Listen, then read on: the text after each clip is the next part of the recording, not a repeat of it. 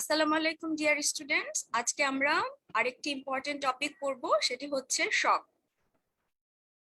এটা most important topic for MBBS exam. রিটেনেও আসে, টেবিল ভাইভাতে কোশ্চেন করা হয়। আমাকে শোনা যাচ্ছে? জি ম্যাম, শোনা যাচ্ছে। স্লাইড মুভ করছে না। সো ফার্স্ট তোমাদের কমনলি আস্ক করা হয় ডিফাইন শক। যে যেভাবে ডেফিনেশন বলতে পারো, বেলি ল্যাবের খুব ছোট্ট করে একটি ডেফিনেশন দেওয়া আছে। Shock is the systemic state of low tissue perfusion which is inadequate for normal cellular respiration. So অথবা তোমরা প্যাথোলজিতে যে ডেফিনেশনটা শিখে এসছো সেটাও বলতে পারো, যে কোনো একটা বললেই হলো।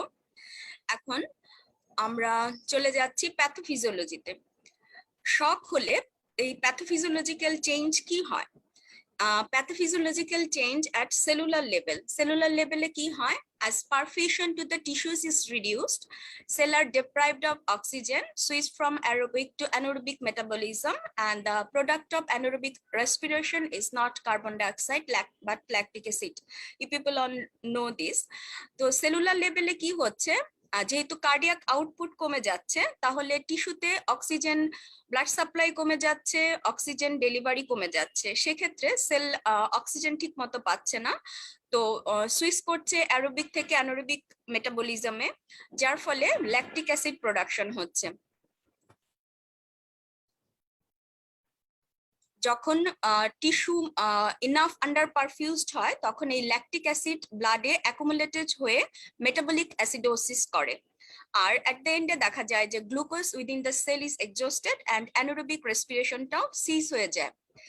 তারপরে এই যে আমাদের সেল মেমব্রেনে যে সোডিয়াম পটাশিয়াম এটিপিএস পাম্প আছে, সেই সোডিয়াম পটাশিয়াম এটিপিএস পাম্পের ফেইলিওরের জন্য ইন্টারসেলুলার লাইসোজাইম রিলিজ হয়ে অটো ডাইজেস্টিভ এনজাইমগুলা রিলিজ করে এবং সেল লাইসিস করে। ইন্টারসেলুলার কন্টেন্ট যেরকম লাইক পটাশিয়াম রিলিজ হয়ে যায় ব্লাড স্টেমে এবং এটার লেভেল বেড়ে যায়। সেলুলার লেভেলে শকের পরে এই প্যাথোফিজিওলজিক্যাল চেঞ্জটি হয়ে থাকে। এখন চলে আসো মাইক্রোভাস্কুলার লেভেলে কি পরিবর্তন হচ্ছে। As tissue ischemia progresses, changes in the local milieu result in activation of immune and coagulation system.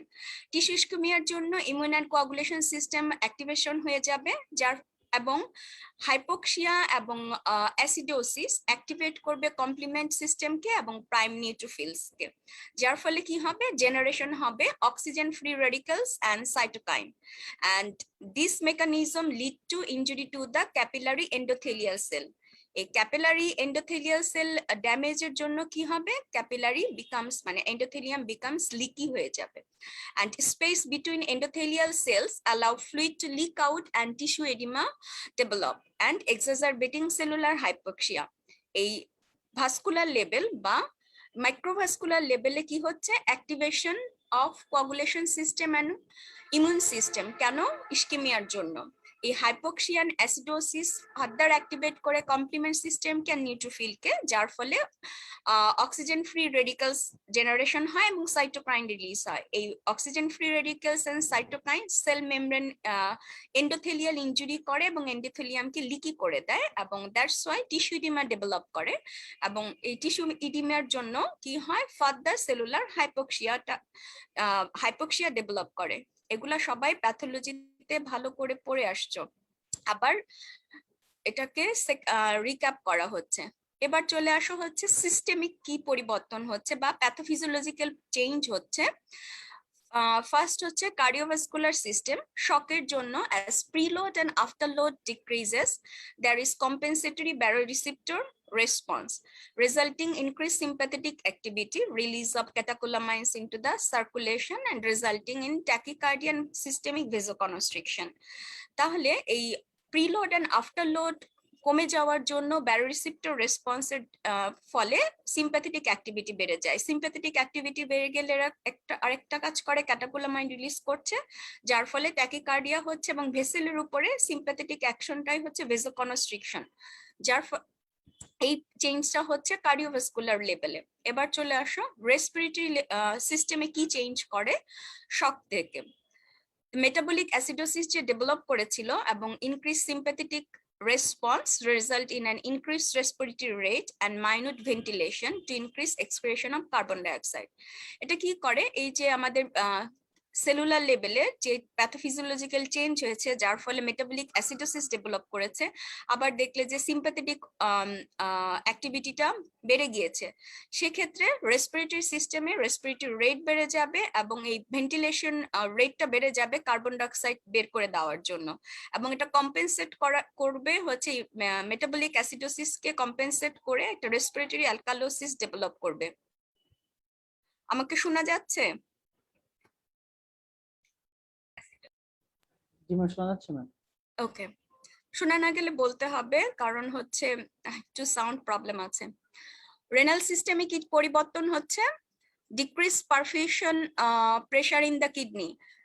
যদি কিডনিতে তোমার সার্কুলেশন কমে যায়, আমরা সবাই জানি হচ্ছে কি হয়, এই সার্কুলেশন কমে গেলে বা রেনাল ইসকেমিয়ার জন্য renin angiotensin aldosterone axis stimulated হয়, এবং এই রেনিন এনজিওটেনসিন এই অ্যালডোস্টেরন এক্সিস অ্যাক্টিভেশনের জন্য ভেসোকনস্ট্রিকশন হয়, increase sodium retention and water reabsorption by the kidney.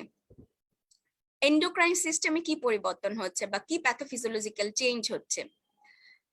Activation of adrenal and renin angio system ছাড়াও ভেসোপ্রেসিন রিলিজ হয় from hypothalamus in response to decrease preload, যার ফলে ভেসোকনস্ট্রিকশন হচ্ছে এবং reabsorption of water in the renal collecting system. এরা কি করছে? Blood প্রেশারটাকে increase করার ট্রাই করছে। শকে যে কি হয়, চেঞ্জ হয় হচ্ছে ক্লিনিক্যালি ব্লাড প্রেশার ফল করে। এখন অলসো এন্ডোক্রাইন আরেকটা সিস্টেমে আরেকটা হরমোন রিলিজ হয়, that is cortisol from adrenal cortex. এটাও কন্ট্রিবিউট করে sodium and water reabsorption and sensitize করে সেল টু ক্যাটাকোলামাইন। সো ক্যাটাকোলামাইনকে সেন্সিটাইজ করলে কি হবে, এদিকে সোডিয়াম পটাশিয়াম রিজার্ভশন হচ্ছে, ব্লাড প্রেশার ভলিউম এক্সপান্ড করে ব্লাড প্রেশার ইনক্রিজ করার ট্রাই করছে বডি। ক্যাটাকোলামাইন্স এর সেন্সিটাইজেশনের জন্য কি হচ্ছে, ভেসোকনস্ট্রিকশন হচ্ছে, আর তোমার হার্ট রেট বেড়ে যাচ্ছে, কার্ডিয়াক আউটপুটটাকে বাড়িয়ে দেওয়ার চেষ্টা করছে। তাহলে এই প্যাথোফিজিওলজিক্যাল চেঞ্জ গুলা বা ফিজিওলজিক্যাল চেঞ্জ হয় ডিউ টু শক। এখন চলে আসে মোস্ট ইম্পর্টেন্ট কোশ্চেন, রিটেনেও আসে তোমাদের এবং টেবিল ভাইভাতে আস্ক করা হয়, classification of shock or classify shock. So we can classify shock in 5 ways: hypovolemic shock, cardiogenic shock, obstructive shock, distributive shock and endocrine shock. এখন চলে আসো, আমরা পড়বো হাইপোভলিউমিক শক। এই hypovolaemic shock due to reduced circulatory volume. Hypovolemia may result from hemorrhage or non-hemorrhagic causes. Mostly যে haemorrhagic কজগুলো আছে hypovolaemic শকের, তার মধ্যে due to trauma like liver injury, spleen injury, solid organ injury, rupture aortic aneurysm বা rupture ectopic pregnancy, oesophageal varices, different traumatic কজের জন্য external হেমোরেজও হতে পারে। This are causes of internal haemorrhage. Haemorrhagic cause হচ্ছে একটি আর নন হেমোরেজিক কজের মধ্যে চলে আসো পোর ফ্লুইড ইনটেক। কেউ যদি ইনটেক কম করে তাহলে ডিহাইড্রেশন ডেভেলপ করবে, দেন শকে চলে যেতে পারে। Excessive fluid loss due to vomiting, diarrhoea, urinary loss in diabetes mellitus patient, due to বার্নসেও তোমার নন হেমোরেজিক কজ অফ হচ্ছে ব্লাড লস। আমরা যে বললাম যে মাইক্রোভাস্কুলার লেভেলে কি হয়, ভেসেল লিকি হয়ে যায়, বার্নের পেশেন্টদের বেলায় এই প্যাথোফিজিওলজিক্যাল চেঞ্জ হয়ে পেশেন্ট শক ডেভেলপ করে। ইভাপোরেশন আর থার্ড স্পেসিং লস যেটা হয়, সেখানে ফ্লুইড লস্ট হচ্ছে ইনটু দ্য জিআই ট্রাক্টে এবং ইন্টারস্টেশিয়াল স্পেসেজ এন্ড লাইক হচ্ছে বাউল অবস্ট্রাকশনে, ইন্টেস্টাইনাল অবস্ট্রাকশন আর প্যানক্রিয়াটাইটিস এর পেশেন্টের বেলায় এই non haemorrhagic cause for development of hypovolaemic shock. তাহলে একটা কথা মনে রাখতে হবে যে hypovolaemia is probably the most common form of shock and some degree is a component of all other forms of shock. সব আদার্স যে আমরা টাইপগুলা পড়লাম, নামগুলা পড়লাম, কার্ডিওজেনিক শক, ডিস্ট্রিবিউটিভ শক, এন্ডোক্রাইন শক, এই সবগুলোর ক্ষেত্রেও এই হাইপোভলিউমিয়া সাম ডিগ্রি অফ হাইপোভলিউমিয়া থাকবে, আর হাইপোভলিউমিক শকে তো হাইপোভলিউমিয়া থাকবেই। এবার চলে আসো এই হাইপোভলিউমিক শকে কি চেঞ্জ হচ্ছে। ব্লাড লস, প্লাজমা লস আর লস অফ এক্সট্রাসেলুলার ফ্লুইড, যার ফলে কি হচ্ছে depletion of vascular volume. collapse of systemic venules and small vein, and reduction of venous return to the heart, and reduction of end-diastolic volume, reduction of stroke volume, and হচ্ছে reduce cardiac output. And এটা already আমরা পড়েছি ইয়াতে কি পরিবর্তন হয়, আবার আমরা পড়ছি। দেখো, স্টিমুলেশন অফ ব্যারোরিসেপ্টর, ব্যারোরিসেপ্টর স্টিমুলেশনের জন্য কি হয়? Discharge of adrenergic nervous system like catecholamine, release of vasoactive hormones like angiotensin, vasopressin, release of aldosterone, renal conservation of fluid and electrolytes, and resorption of fluid from intercellular to extracellular space.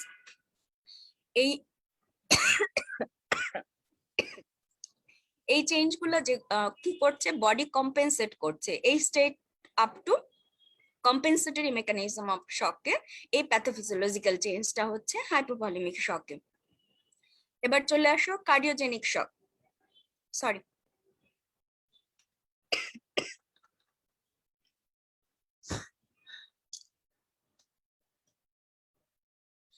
Cardiogenic শকে কি হচ্ছে? Due to primary failure of the heart to pump blood to the tissues. কেন হয়? Mainly cardiac প্যাথোলজির জন্য। Like কিছু example বা causes দেওয়া হয়েছে এখানে। দেখো, myocardial infarction, cardiac dysrhythmias, valvular heart disease, blunt myocardial injury, and or cardiomyopathy. And cardiac insufficiency may also be due to cardiac depression due to endogenous factors like bacterial or humoral agent release in sepsis, and exogenous factors like pharmacological agent or drug abuse থেকেও এই cardiac শক develop করতে পারে। তোমাদের কিছু example ask করা হয়, বলো তো কার্ডিওজেনিক শকটা কেন হচ্ছে? Due to primary failure of the heart, মানে হার্ট ঠিক মতো পাম্প করতে পারছে না, হার্ট তার কাজ করতে পারছে না, that's why cardiogenic shock develop. কিছু এক্সাম্পল বা কজ বলো যেখান যার জন্য কার্ডিওজেনিক শক ডেভেলপ করতে পারে, like myocardial infarction, cardiac dysrhythmia, valvular heart disease. This আরেকটা হতে পারে যে ব্যাকটেরিয়াল এন্ডোটক্সিক শকের সাথেও এটা কিছু রিলেশন আছে, এখান থেকেও হতে পারে। নেক্সট চলে আসে অবস্ট্রাকটিভ শক। অবস্ট্রাকশন, তাহলে অবস্ট্রাকটিভ শক এখান থেকে বোঝা যাচ্ছে দেয়ার সাম সর্ট অফ অবস্ট্রাকশন। তাহলে কি অবস্ট্রাকশন হচ্ছে? there is a reduction in preload due to mechanical obstruction of cardiac filling. এই কার্ডিয়াক ফিলিং এর মেকানিক্যাল অবস্ট্রাকশনটা হচ্ছে কেন? এক্সাম্পল বা কজ গুলা দেখো, cardiac টেম্পোনেট, tension pneumothorax or massive pulmonary embolus or air embolism. তাহলে এই কার্ডিয়াক টেম্পোনেটে কি হয়? ব্লাড অ্যাকুমুলেট হয় ইন পেরিকার্ডিয়াল ক্যাভিটিতে, তার যার জন্য কি হচ্ছে? মেকানিক্যাল অবস্ট্রাকশন হচ্ছে। টেনশন নিউমোথোরাক্স, থোরাসিক ক্যাভিটিতে কি হচ্ছে? এয়ার অ্যাকুমুলেশন হচ্ছে, যার ফলে হার্ট ঠিক মতো কাজ করতে পারছে না, ফিলিং ঠিক মতো হচ্ছে না, that's Y obstructive shock develop. In each case, there is reduced filling of the left and or right sides of the heart, leading to reduced preload and a fall in cardiac output. Ultimately, cardiac output fall করছে। যদি cardiac output fall করে তাহলে tissue level দেখো যে blood circulation ঠিক মতো হবে না, যার ফলে যে প্যাথোফিজিওলজিক্যাল চেঞ্জ গুলা বলা হয়েছে চেঞ্জ গুলা ডেভেলপ করে। নেক্সট আরেকটা টাইপের শক হয়, দ্যাট ইজ ডিস্ট্রিবিউটিভ শক।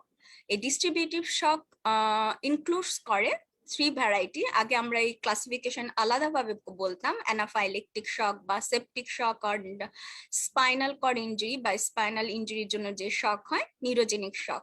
এখন এই থ্রি টাইপসকেই একটা হেডলাইনে নিয়ে আসা হয়েছে, দ্যাট ইজ ডিস্ট্রিবিউটিভ শক। যদি আস্ক করা হয় কোন কোন শকগুলা included in this distributive shock, like septic shock, anaphylaxis, and spinal cord injury.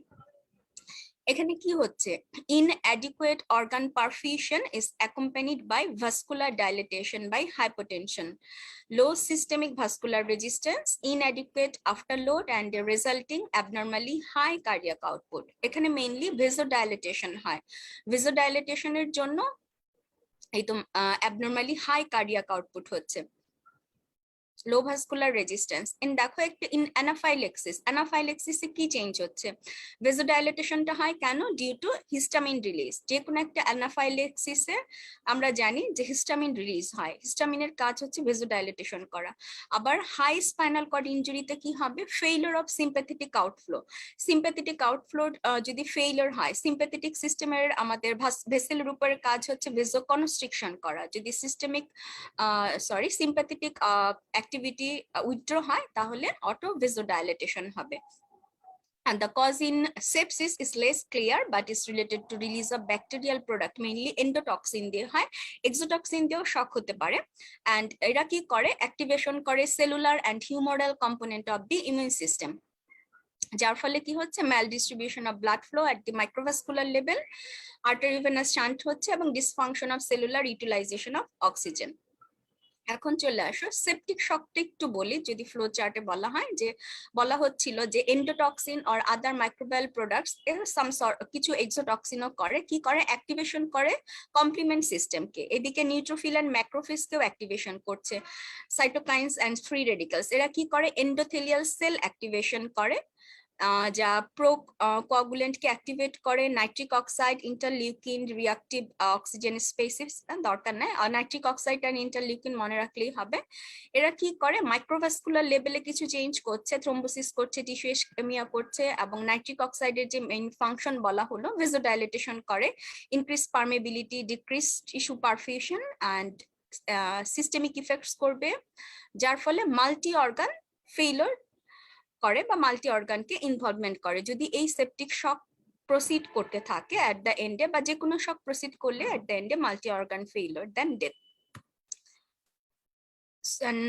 Last class form of shock সেটা হচ্ছে এন্ডোক্রাইন শক। বোঝা যাচ্ছে এন্ডোক্রাইন যে কোনো একটা হরমোন ইফেক্টের জন্য এই শক হয়। Endocrine shock may present as a combination of different type of shock like hypovolaemic shock, cardiogenic shock or distributive shock, কম্বিনেশনও হতে পারে। এন্ডোক্রাইন কজ হচ্ছে either hyperthyroidism or adrenal insufficiency. দেখো হাইপারথাইরয়েডিজমে কি হয়, শকে causes a shock state similar to that of neurogenic shock due to disorder vascular and cardiac responsiveness to circulatory catecholamine. shock catecholamines এর সাথে related and vessels এর সাথে।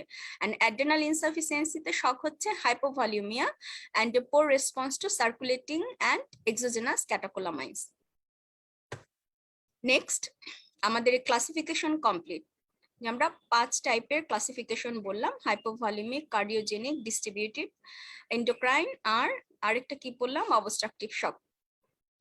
এরপরে চলে আসো দ্য সিভিয়ারিটি অফ শক বা শকের কনসিকোয়েন্সেস কি হচ্ছে। ইনিশিয়ালি আমরা অলরেডি বলেছি কম্পেনসেটেড শক, দেন ডিকম্পেনসেটেড, দেন কি হবে, ইরিভার্সিবল চেঞ্জে চলে যাবে, মাল্টি অর্গান ফেইলিওর হবে, পেশেন্ট আলটিমেটলি ডেথ হবে। যদি কি করা হয়, শকের পেশেন্টকে অ্যাডিকুয়েটলি ট্রিটমেন্ট দেওয়া না হয়, আলটিমেটলি পেশেন্ট উইল ডাই।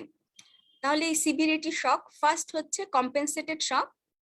শক যদি প্রোগ্রেস করে বডিজ এই কার্ডিওভাস্কুলার, এন্ডোক্রাইন, আদার সিস্টেম গুলা যেটা বলা হলো, কম্পেনসেটিভ রেসপন্স কি করে, আমাদের রিডিউস করে দিবে নন এসেনশিয়াল অর্গানস গুলা, লাইক হচ্ছে স্কিন, মাসেল, ইন্টেস্টাইন। কি করবে, এই কমিয়ে দিয়ে ভলিউমটাকে প্রিজার্ভ করবে, এবং আমাদের যে ভাইটাল অর্গানস গুলো আছে like brain, heart, lungs, kidneys, এই জায়গায় এই অর্গানে ভাস্কুলার সাপ্লাই দিবে। ইনিশিয়ালি আমরা কি সাইন পাবো বা ক্লিনিক্যাল সাইন পাবে, কম্পেনসেটেড স্টেটে যদি থাকে পেশেন্ট, আমরা ট্যাকিকার্ডিয়া পেতে পারি এন্ড কুল পেরিফেরিস পেতে পারি। কেন, ভেজোকনস্ট্রিকশনের জন্য এন্ড সার্কুলেটরি ক্যাটাকোলামাইন্স এর জন্য, and no other signs of clinical signs of hypovolaemia. এখন চলে আসো ডিকম্পেনসেটেড বা ডিকম্পেনসেশনে কি হয় এই স্টেটে, further loss of circulatory volume overloads the body's compensatory mechanism. তখন কি হয়, এই আমাদের যে ভাইটাল অর্গানস গুলাতে there is progressive renal, respiratory and cardiovascular decompensation শুরু হয়ে যায়, কারণ in general loss of around 15% of circulatory volume, তখন আমাদের এই নর্মাল কম্পেনসেটরি মেকানিজমই অ্যাক্টিভেট থাকে। যদি এর থেকে বেশি তোমার লস শুরু হয়ে যায়, তখন এই ডিকম্পেনসেটেড স্টেটে চলে যায় বডি। এই ডিকম্পেনসেটেড স্টেট থেকে নেক্সট চলে যাবে mild shock, moderate shock and severe shock state, এটা যেটা মাইল্ড শক ইউজুয়ালি থাকে কম্পেনসেটেড স্টেটের সাথে রিলেশন। এখন দেখো types and clinical features of shock depends upon the degree of volume loss and or duration of shock. তাহলে আমরা classify করতে পারি mild, moderate and severe, and আমরা ক্লিনিক্যাল ফিচার গুলা দেখবো মাইল্ড, মডারেট অ্যান্ড সিভিয়ারে আমরা কি ক্লিনিক্যাল ফিচার পাবো। তোমাদেরকে আস্ক করা হয় যে মাইল্ড শকে কি ফিচার থাকবে, মডারেট শকে কি ফিচার থাকবে, এবং সিভিয়ার শকে স্টেটে পেশেন্টের কি ক্লিনিক্যাল ফিচার তুমি পাবে। মাইল্ড শকের বেলায় আমরা ইনিশিয়ালি ট্যাকিকার্ডিয়া পাবো, ট্যাকিপনিয়া পাবো, এবং mild reduction in urine output and the patient May exhibit mild anxiety. Blood pressure maintain করবে, দ্যাট ইজ নর্মাল থাকবে, that is and peripheries cool থাকবে, sweaty থাকবে with prolonged capillary refill time. And periphery cool থাকবে হচ্ছে all other forms of shock except in septic and septic shock এর বেলায় তোমার হচ্ছে তো warm থাকবে। কেন? due to vasodilatation। চলে আসো মডারেট শক ক্লিনিক্যাল ফিচার্স আমরা কি পাবো। as shock progresses renal compensatory mechanisms fail, renal perfusion falls and urine output dips below 0.5 ml per kg per hour। আমরা জানি নর্মাল ইউরিন আউটপুট হচ্ছে 0.5 ml per kg per hour in case of adult and in case of children 1 ml per kg per hour। এর থেকে যদি কমে যায় moderate শকের বেলা এর থেকে ইউরিন আউটপুটটা কমে যাবে। there is further tachycardia and blood pressure এই ক্ষেত্রে মডারেট স্টেটে ফল করা শুরু করবে and patient becomes drowsy and mildly confused। Severe শকের বেলায় কি হবে? there is profound tachycardia, hypotension, urine output falls to 0 and patients are unconscious and with labored respiration। আজকে কি এ পর্যন্তই রাখবো না কন্টিনিউ করব?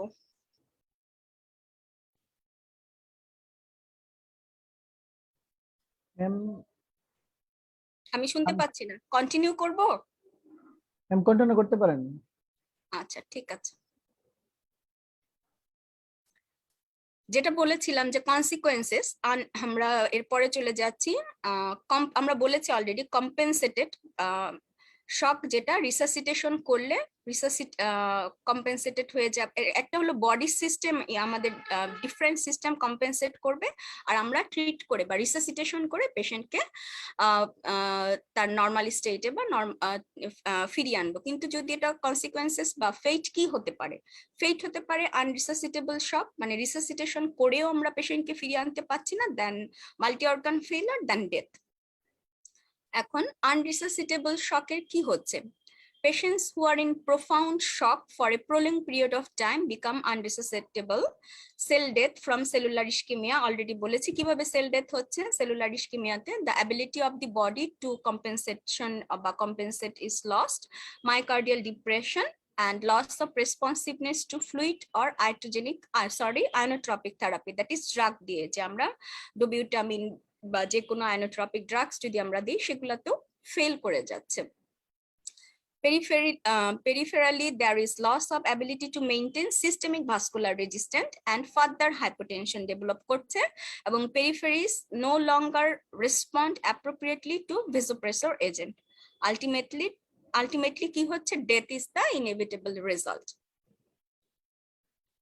This stage of shock is result of মানে unresuscitable কেন হয়ে যাচ্ছে? কেন? কি কোনো ইনসাল্ট নিশ্চয়ই আছে এর মধ্যে। ওয়ান ইজ কজ হচ্ছে সিভিয়ারিটি অফ দি ইনসাল্ট। যে ইনসাল্ট হলো যে কজগুলা বলা হয়েছে শকের, সেটার সিভিয়ারিটি অনেক বেশি ছিল, এবং পেশেন্ট এসছে delayed, inappropriate or inadequate resuscitation হয়েছে আর্লি স্টেজ অফ শকে, এবং পেশেন্ট প্রেজেন্টেশন করেছে লেটে, মানে একদম সিভিয়ার শক ডেভেলপ করে গিয়েছে, তখন ফিজিশিয়ানের কাছে আসছে বা ডক্টরের কাছে এসছে। এবং minimum response to maximum therapy, তার বডি রেসপন্স করছে না ম্যাক্সিমাম থেরাপির ফলেও, সিভিয়ারিটি অফ দি ইনসাল্ট এত বেশি ছিল, দ্যাটস ওয়াই এই স্টেজ অফ শকটা ডেভেলপ করে যাচ্ছে।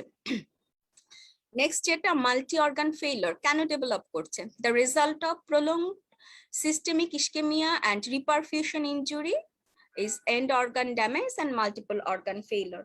রিসাসিটেশনও করা হলো, তারপরেও কি বলেছিলাম যে প্যাথোফিজিওলজিক্যাল চেঞ্জ গুলো হয়েছে সেলুলার লেভেলে, মাইক্রোভাস্কুলার লেভেলে, এবং এই যে লেভেলে চেঞ্জ হয়েছে আলটিমেটলি সেল ডেথ হয়েছে, এবং এগুলা সবগুলাই হয়েছে মেইন প্রথমে কি আমাদের নন ভাইটাল অর্গান দেন ভাইটাল অর্গানসকে যখন ইনভলভমেন্ট করে যায় মাল্টিপল অর্গানে, এই চেঞ্জ গুলাই করে এবং আলটিমেটলি অর্গান ফেইলিওর করে। এবং মাল্টিপল অর্গান ফেইলিওর আমরা কখন বলবো? যখন হচ্ছে 2 or more failed অর্গান, মানে 2 এবং তার বেশি যদি অর্গান ফেল করে তখন আমরা বলবো multiple organ failure, and ultimately patient death.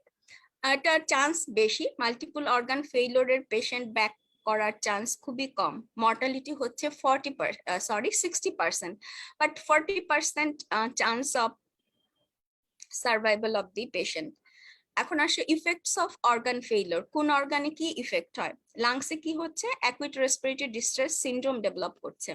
লিভারে liver insufficiency, renal failure, clotting সিস্টেমে coagulopathy, cardiovascular failure. There is no specific treatment for multiple organ failure, only supportive treatment. আমরা supportive treatment দিব, like ventilation, cardiovascular support, hemodialysis বা hemofiltration or dialysis until there is recovery of organ functions. যেটা বললাম যে already 60% chance of mortality, patient ডেথের chance হচ্ছে 60%, 40% recovery হতে পারে, এবং এই টাইপের পেশেন্টকে অবশ্যই আমরা আইসিইউতে ট্রিটমেন্ট করব। আইসিইউ ছাড়া এই পেশেন্টকে ফিরিয়ে আনার চান্স 0। এখন রিসাসিটেশন অফ শক, আমরা শকের পেশেন্টকে ট্রিটমেন্ট কিভাবে দিব অথবা রিসাসিটেশন কিভাবে করব?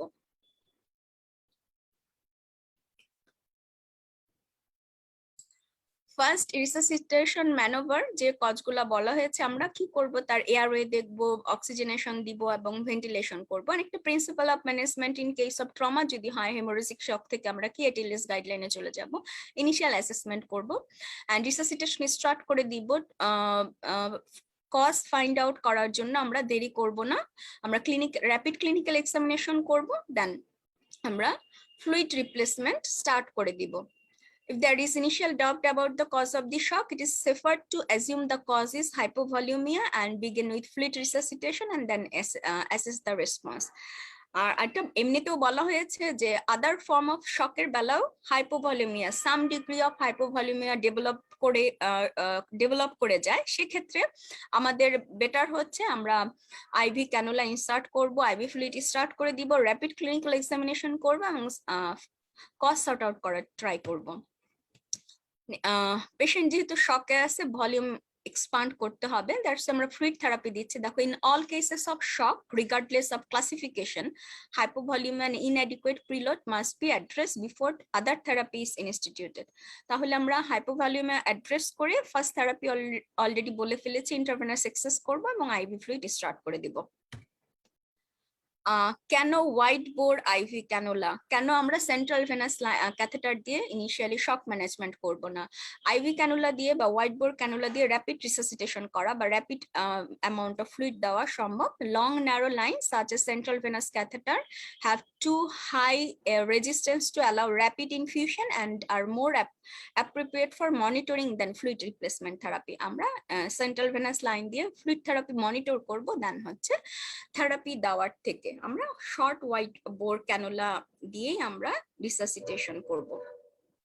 কি ধরনের ফ্লুইড আমরা ইউজ করে থাকি হচ্ছে রিসাসিটেশনের জন্য? There is no ideal resuscitation fluid. আমরা ক্রিস্টালয়েড এন্ড কলয়েড দুটোই ইউজ করতে পারি, বাট কমনলি আমরা ইউজ করে থাকি crystalline solution like Hartmann solution আর নর্মাল স্যালাইন। এখন মোস্ট ইম্পর্টেন্ট টক যে অক্সিজেন ক্যারিং ক্যাপাসিটি। ফ্লুইডের কি অক্সিজেন ক্যারিং ক্যাপাসিটি আছে? নেই। যে কোনো ফ্লুইডেরই মোস্ট অক্সিজেন ক্যারিং ক্যাপাসিটি যে লাইক ক্রিস্টালয়েড এন্ড কলার্স হচ্ছে 0। যদি তোমার হেমোরেজ হয়, যেটা হেমোরেজের ক্লাসে বলেছি, হেমোরেজের জন্য ট্রিটমেন্ট বা রিপ্লেসমেন্ট মাস্ট বি ব্লাড। তাহলে only RBC contribute to oxygen carrying capacity. If blood is being lost, the ideal replacement fluid is blood. কিন্তু blood কালেক্ট করতে করতে আমরা কি করব? In the meantime crystalline therapy start করব, then আমরা blood যখন হাতে পাবো তখন আমরা ব্লাড ট্রান্সফিউশন স্টার্ট করব।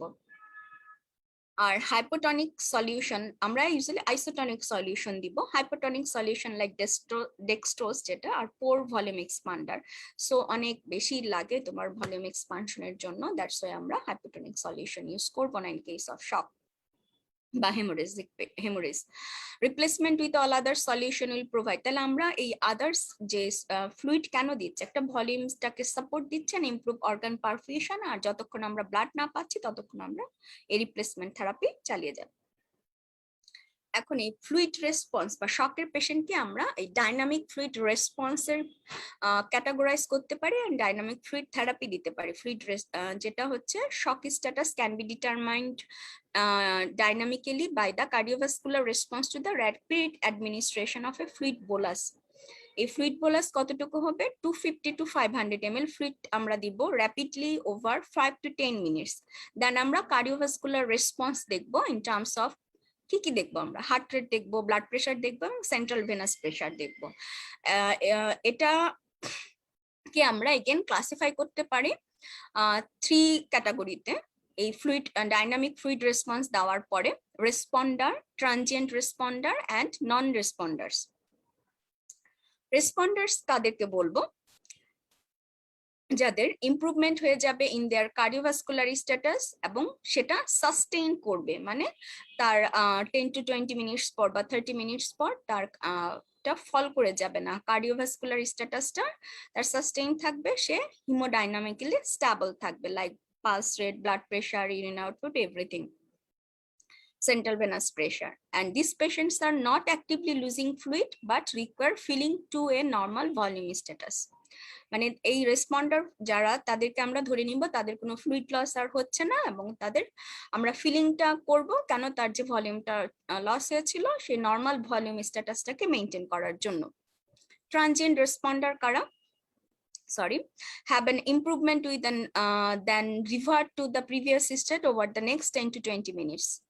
তাহলে আমরা কি করলাম, 250 to 500 ml ফ্লুইড তাকে আমরা ইনফিউজড করলাম, তখন তার কি হলো, কার্ডিওভাস্কুলার যে স্ট্যাটাসটা ইমপ্রুভ করে গেল, কিন্তু 10 থেকে 15 মিনিট বা 20 মিনিট পরে বা 30 মিনিটস পর দেখা গেল সেই শক স্টেটে এগেইন সে ব্যাক করেছে, তখন আমরা একে এই ক্যাটাগরাইজ করব ট্রানজিয়েন্ট রেসপন্ডার হিসেবে। and these patients have moderate ongoing fluid loss, either overt hemorrhage or further fluid shift হচ্ছে or reducing intravascular volume। তাহলে ইন দ্যাট কেস আমাদের সার্চ করতে হবে যে পেশেন্টকে কেন আবার শক স্টেটে চলে গেল, তার কোনো ওভার্ট হেমোরেজ আছে কিনা, কনসিলড হেমোরেজ আছে কিনা, আর ফার্দার তার ফ্লুইড শিফট হয়েছে কিনা কোথাও কোনো ইন্টারভাস দেওয়ার জন্য। তো এই কজ আমাদেরকে আইডেন্টিফাই করতে হবে এবং ট্রিটমেন্ট দিতে হবে। নন রেসপন্ডার কারা, are severely volume depleted and are likely to have major ongoing loss of intravascular volume, usually through persistent uncontrolled hemorrhage. তারা রেসপন্ডই করবে না fluid dynamic fluid থেরাপিতে।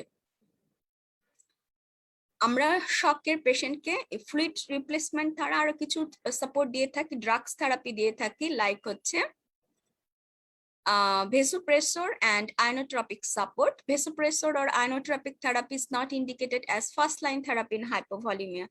empty heart এ যদি আমরা এই inotropic support দেই তখন কি হবে, হার্ট পাম্প করতে থাকবে এবং কি আলটিমেটলি মায়োকার্ডিয়াল ড্যামেজ হবে। Administration of this agent in the absence of adequate preload rapidly leads to decreased coronary perfusion and depletion of myocardial oxygen reserve.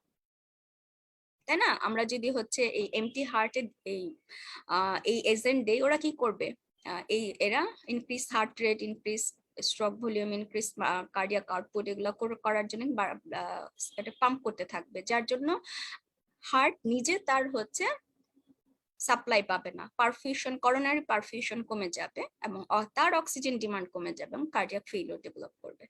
That's so first line of therapy হচ্ছে fluid therapy আর haemorrhage হলে blood transfusion, then support হচ্ছে মানে ionotropic support দিতে হবে in case of shock patient.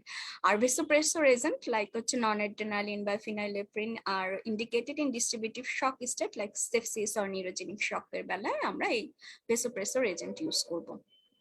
আরো আছে কিছু, ডোবিউটামিন দিতে পারি আমরা, cardiogenic or myocardial depression complicated shock state ionotropic therapy দিতে পারি, এটা তো বলাই হলো। এখন চলে আসে মেইন ট্রিটমেন্ট গাইডলাইন কি আমাদের। treat the cause, improve cardiac function and improve tissue perfusion. আমাদের টিস্যু পারফিউশন ইমপ্রুভ করতে হবে, কার্ডিয়াক ফাংশনকে ইমপ্রুভ করতে হবে এবং কজকে ট্রিট করতে হবে। অবশ্যই আমরা ফ্লুইড রিপ্লেসমেন্ট দিব বা ফ্লুইড রিসাসিটেশন করব, এবং ব্লাড লস যদি হয় কজ অফ শক অবশ্যই আমরা ব্লাড ট্রান্সফিউশন করব, যদি হেমোরেজ হয় হেমোরেজকে অ্যারেস্ট করব, মানে ট্রিট করব কজকে। This are the treatment outline. এখন শক পেশেন্টের আমরা মনিটরিং করব কিভাবে, তোমাদের এইটা রিটেন কোশ্চেন আসে, how can we monitor a shock patient? এই শক পেশেন্টের মনিটরিং আমাদের এভাবে করতে পারি যে মিনিমাম কিছু মনিটরিং আছে, আবার অ্যাডিশনাল মডালিটিস অথবা হচ্ছে নন ইনভেসিভ মনিটরিং আর ইনভেসিভ মনিটরিং, দুই হেডলাইনে আমরা করতে পারি। দেখো মিনিমাম কি মনিটরিং সিস্টেম আছে, আমরা পালস অক্সিমেট্রি ইউজ করতে পারি, ব্লাড প্রেশার দেখতে পারি, ইউরিন আউটপুট দেখতে পারি, ইসিজি করতে পারি। ক্লিনিক্যালি তো আমরা দেখবই pulse, blood pressure, temperature, respiratory, clean urine output, minimum monitoring system, তার consciousness level, everything. আর sorry, additional modalities like central venous pressure, invasive blood pressure, cardiac output monitoring করা যায় Doppler ultrasound দিয়ে, base deficit সেরাম lactate আমরা দেখতে পারি কিভাবে, ABG level করে, acid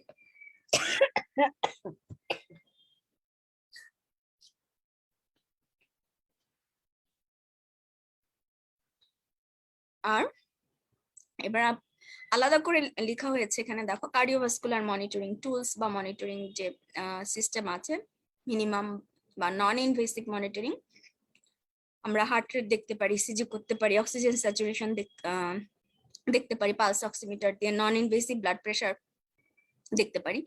আর invasive হচ্ছে central venous pressure monitoring and continuous blood pressure monitoring through an arterial line. So এবং এটা ইউজুয়ালি দেখা হয় ডপলার আল্ট্রাসাউন্ড বা ইসোফেজিয়াল আল্ট্রাসাউন্ড এর মাধ্যমে আমরা কার্ডিয়াক মনিটরিং করতে পারি। আরেকটা কোশ্চেন করা হয় যে সেন্ট্রাল ভেনাস প্রেশার বা সেন্ট্রাল ভেনাস লাইন দিয়ে আমরা যে মনিটরিং করি কিভাবে মনিটরিং করতে পারি পেশেন্টের।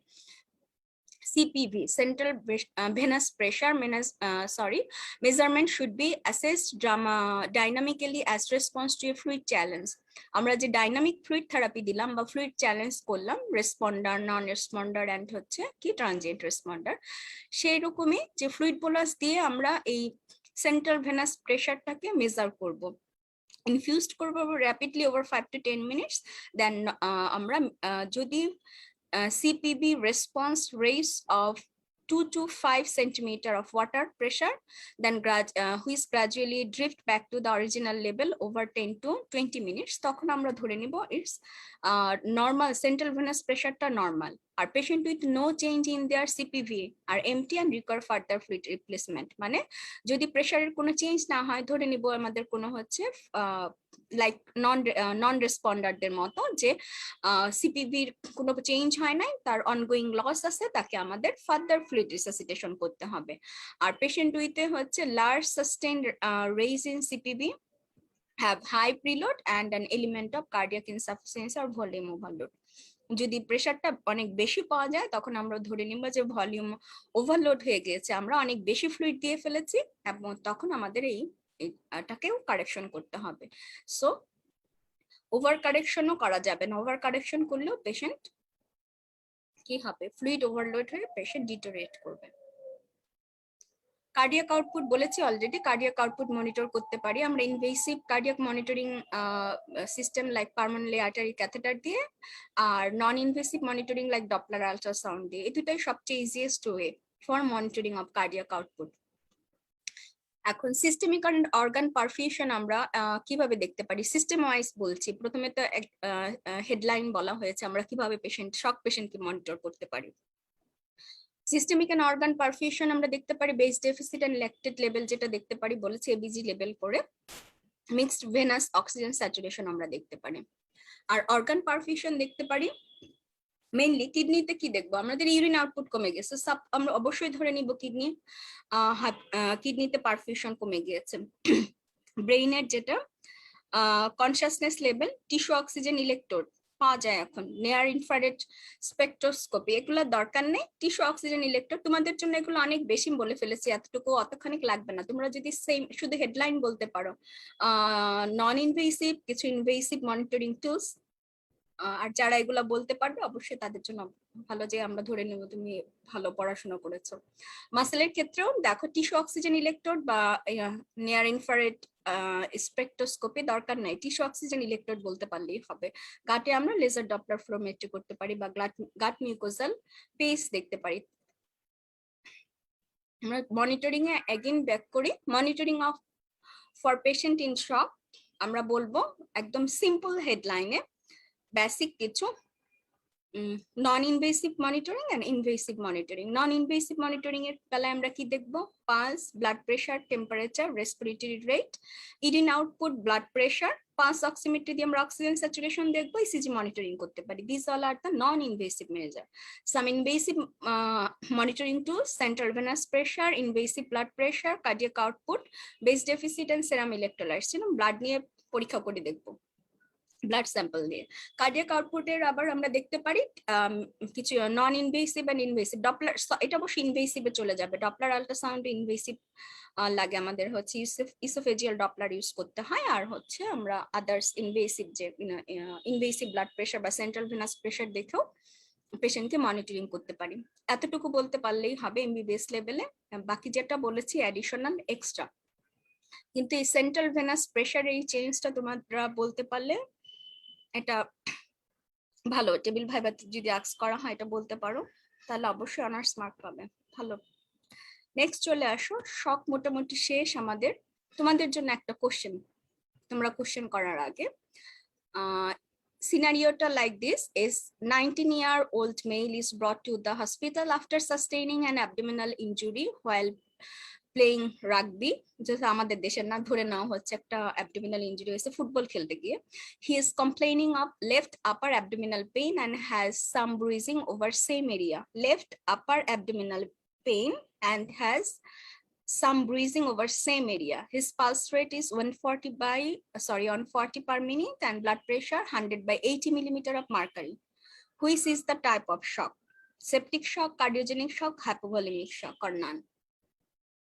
যারা স্টুডেন্ট এক্সিস থেকে দেখছো তোমরা কমেন্টে এই কোশ্চেনের আনসার করে যেতে পারো, আমি পরে আনসার দিয়ে দিব রাইট আনসার। আমি আরেকটু ক্লু দিয়ে দেই, left upper abdominal pain, history of trauma and some bruising over same area, pulse rate বেশি, ট্যাকিকার্ডিয়ান, ব্লাড প্রেশার